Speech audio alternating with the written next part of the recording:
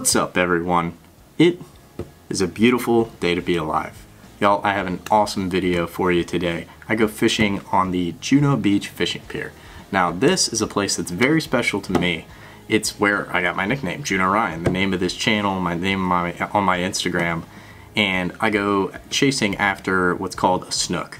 Now, snook fishing is absolutely one of my favorite things to do. These big fish are held up underneath the pier and they eat giant live baits. The hits that you get are ferocious and the fight goes from 0 to 100 so fast. You only have a couple seconds to land these fish.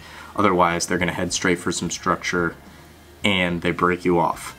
Honestly, one of my favorite types of fishing to do. I would dream about getting to the pier with my buddies daydream about getting to the pier with my buddies when I was a kid in school, be 8th, 9th grade, just, Mom, can you drive me to the pier? I want to go catch a snook.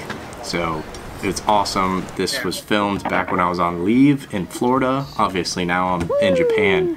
But y'all, this was such an awesome day for me, and I hope you're gonna enjoy the video because I know I had a great time and I love sharing these experiences with you all. Using it for bait? Yep. What is that thing? It's called a sand perch or a mahara. There's a bunch of different versions of them, but to start every single day of snook fishing, you can't really just go out and just start fishing immediately unless you happen to have a bunch of live baits holed up somewhere.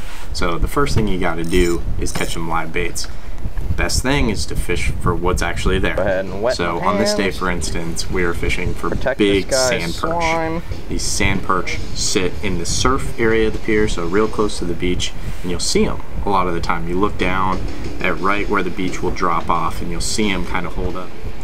And release them.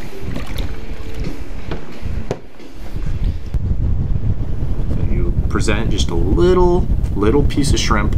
You take the shell off the shrimp, just peel it, and then you put it on a little hook. I think normally use like a number 8 and a long shank hook. Oh man, God, that was aggressive. There we go, target species. Look at his back, dude. He got some sort of disease. Now, a lot of times those big ones get breathing scars on those big ones, so you think they're unhealthy, but it's just part of it. That's crazy. It's a good one, man. First one off the pier. Yeah, that's pretty cool. On the pier. That's pretty good for a Tennessee fan. Yeah. Tennessee man. Look at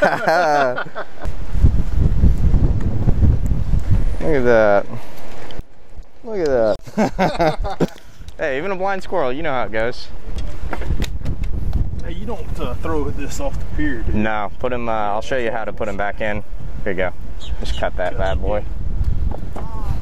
So what you do is you take the net, and they gotta get revived a little bit, but these big girls, they'll get their mouths stuck on the net. So what you do is you put their lip just on the outside of it like that, and then you can revive them. Yeah, dang pro right here. I'd have never thought of that. Calm down, girl. You all right? Oh, you all right, girl? That would be good for releasing. I got it. And then since she's been out for a little bit, you just let her get some water through her gills. And watch this. You hit them. Oh yeah, baby. And you make their head go down. Back down there. Somebody else. Yeah, because a lot of times when people just drop them, they'll just float. They don't like have a sense of which way is up. They're all screwed up. Gotcha. I really appreciate it. Yeah, you got it. I'm Ryan, man. I'm Trey Taylor. Trey, nice to meet you, brother. Meet you. Yes, sir. Breaks my heart to tell you guys this, but I was using an external microphone on my GoPro on this day, and apparently that external microphone was broken because I got a little bit of audio from it at the very beginning of the day, and after that there was absolutely nothing. No wind noise, no nothing. So a lot of these upcoming clips, there's going to be no audio. You're just going to hear me talking, hear some music, so take them for what you will. You never really realize how important the audio is to a video until you don't have it.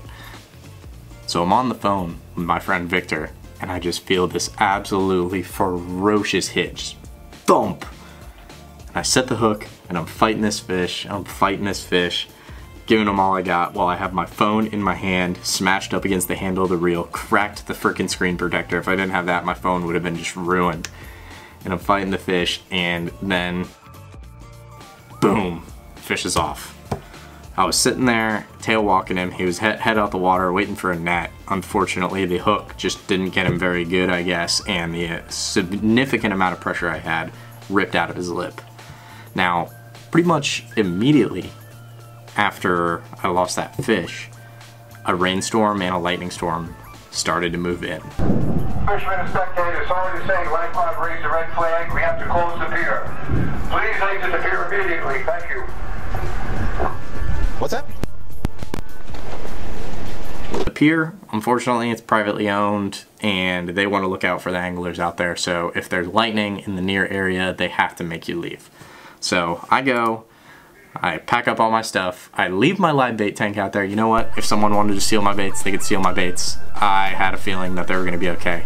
So I went, grabbed my rods, my bag, and I grabbed a nice pizza from my favorite little restaurant right across the street from the pier, Cafe Soleil, and walked back out because the lightning storm passed. In Florida, it rains for 10 minutes and it's over. So I decide, all right, we're gonna be okay. Might as well catch another couple baits if they're still here, because I have a feeling the bite's gonna be really good this afternoon, and I want to be in the best place to catch as many It's all good, snook buddy. as You'll I catch can, up one day. or you know, help others catch as many snook as I can, because there's a lot of dudes that I know that might be fishing out this afternoon. So pretty.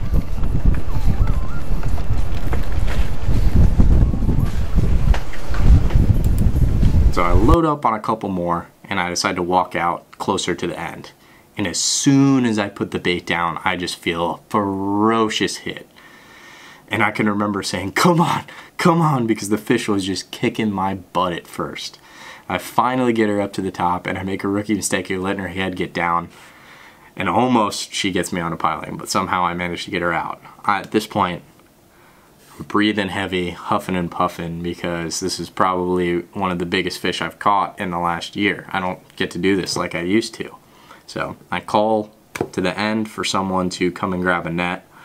My buddy Cliff comes back and he brings a net. However, the wind was blowing in our face, so Cliff has the bright idea to throw the net. However, he forgot to hold on to the other end of the rope. At that point, the net's in the water, the fish is in the water, but we're not attached to the net. So I had to call to have someone go get another net. And luckily, one of the local kids, Jerry, is able to grab that other net and come up and net my fish. He really helped me out on this one, especially, wow, that net is in rough shape, absolute rough shape.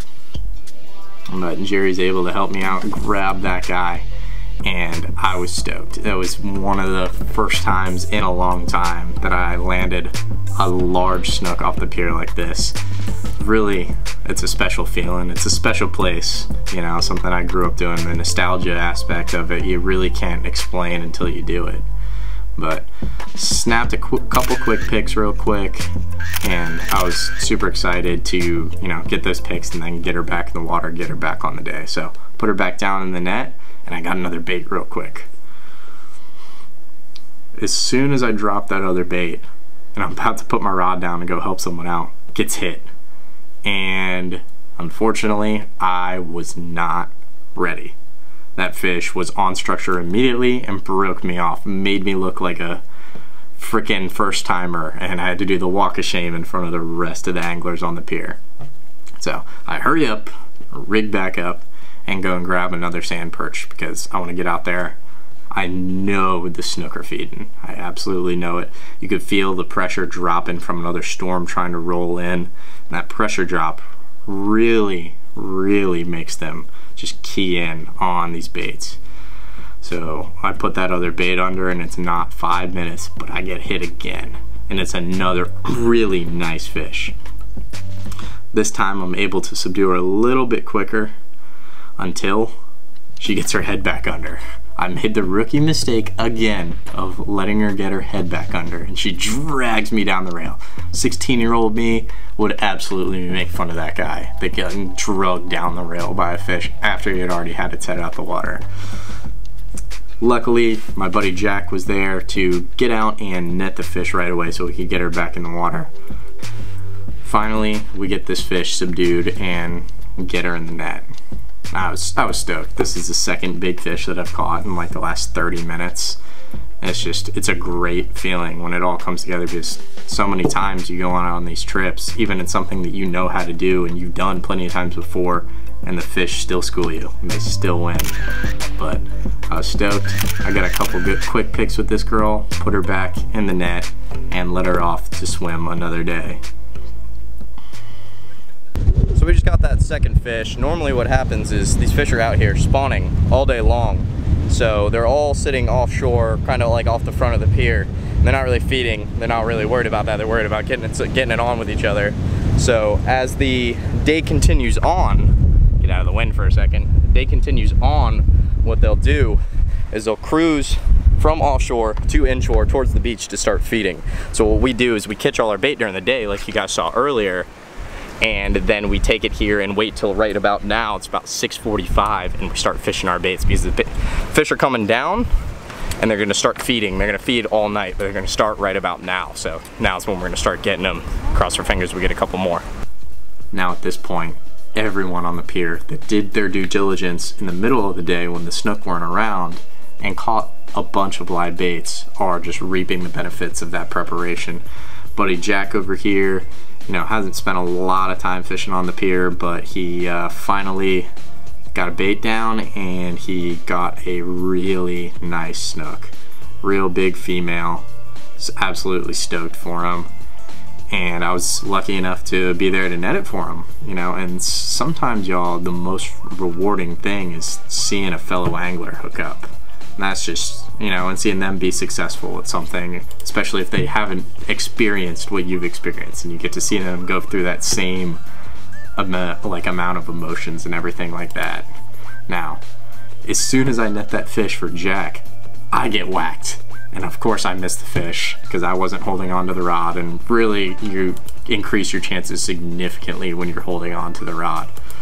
But it wasn't a big deal. I had already caught a couple fish for the day, so I felt all right. Immediately after I missed that fish, I get a call from Jerry on the other side of the pier, and he's hooked up, and I can run over and net his fish for him. Now, Jerry's 15, and I kind of feel bad for these kids because the pier really isn't as deep as it was when I was their age and I could fish.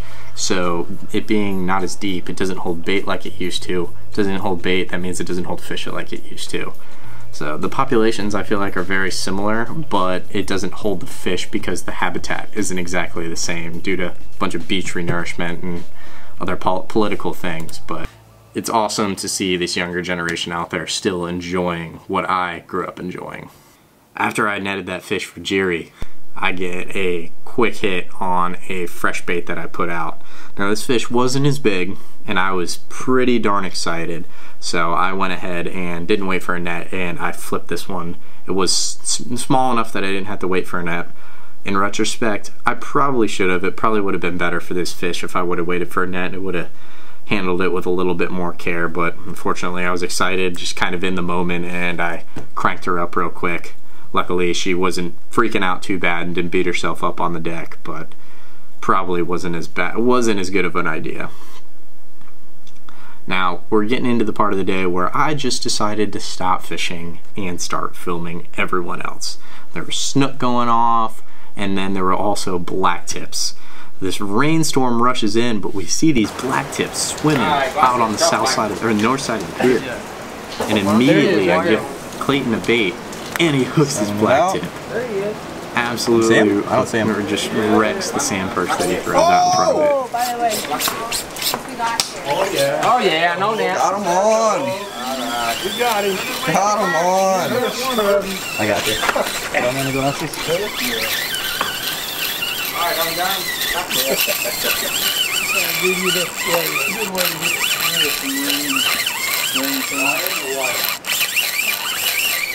Is that on my rod? It is. It took about 8 times being stabbed in the hand to get him, but we finally got him. Yeah, you went fortunately. Still going. Now, black tip sharks are absolutely legal to fish for, and when the opportunity presents itself, they are probably one of the most fun game fish that you can fish for. The runs that they put out are insane. As you can see, this man Staal is just getting smoked. And I'll get some 6 photos for that dude. Still raining? No, not really. Camera's water resistant, right? Alright.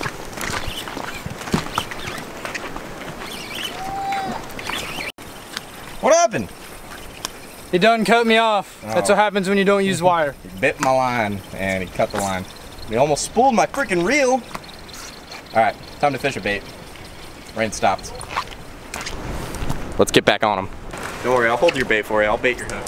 Can you bait my hook for me? I really wanted to get a good hook set and film the complete, you know, from start to finish fight from this perspective on my fancier camera. However, even giving Clayton a bait and my rod, and the fish were just a little bit camera shy and it didn't happen. So I got to swing over, start filming Lou over here fighting a black tip on the other side.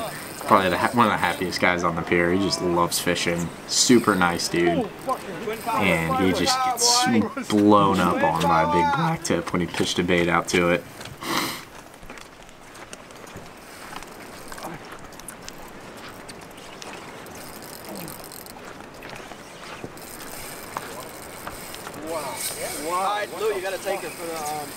At this point of the day, it was just absolute chaos. There's thunder and lightning.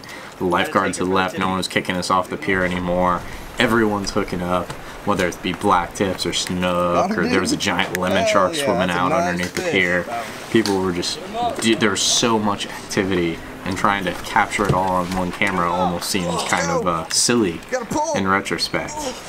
Pull, pull, pull. Come on, come on, come on, come on, come on. Let's go. You got him. You got him. You got him. Pull. Nice, yeah, dude. do it, Brexter. Yeah. Hell yeah, Look at that fish. Hell yeah. Who's got the net? That was such an awesome time, and I'm so glad that I got to bring you all along for the journey. Now, I have a few more videos stored up in the archives from when I was back on leave in Florida, so be on the lookout for those videos coming soon. One last quick announcement for you guys. I recently got word that I will be stationed in Camp Fugi, Japan, in the mainland for the next 6 months.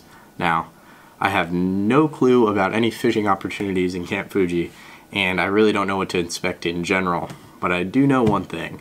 You all will be coming along with me on the journey.